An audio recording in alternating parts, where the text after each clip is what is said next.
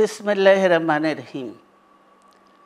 প্রিয় নেতৃবৃন্দ, সহকর্মীবৃন্দ, সকল সুবর্ণাতিথিগণ, আসসালামু আলাইকুম। প্রতি বছর মে মাসের এই দিনটি আমাদের পরিবারে আসে এক বেদনা বিধুর স্মৃতি নিয়ে।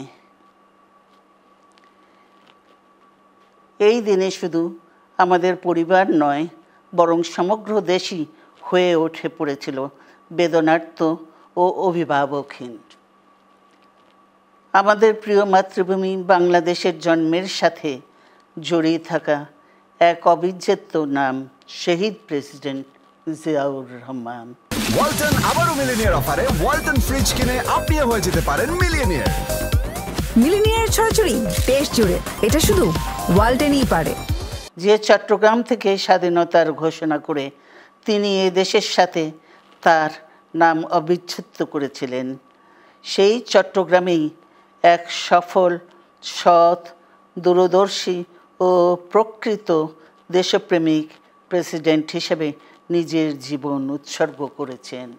এদেশে গণতন্ত্র, স্বাধীনতা, সংবাদপত্র ও বিচার বিভাগের স্বাধীনতা, স্বনির্ভরতা ও উন্নয়ন এবং নিজস্ব জাতীয়তাবাদ সৃষ্টির অনন্য রূপকার শহীদ জিয়া, যে গণতন্ত্র প্রতিষ্ঠা আর সার্বভৌমত্ব রক্ষার লড়াইয়ে তিনি শাহাদাত বরণ করেছেন, সেই গণতন্ত্র নিরবচ্ছিন্ন যাত্রা আজও বাধাগ্রস্ত হচ্ছে প্রতি পদে পদে।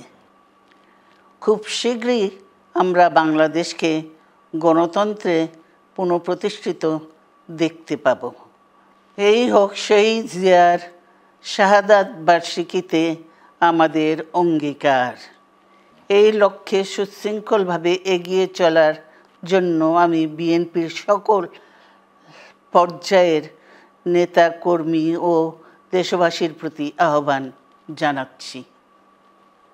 মনে রাখবেন, সবার জন্য গণতন্ত্র ও উন্নয়নের মাধ্যমে সকল সমস্যার সমাধানের যে রাজনীতি শহীদ জিয়া রেখে গেছেন, তা বাস্তবায়নের মাধ্যমে তার প্রতি শ্রদ্ধা জানাতে হবে।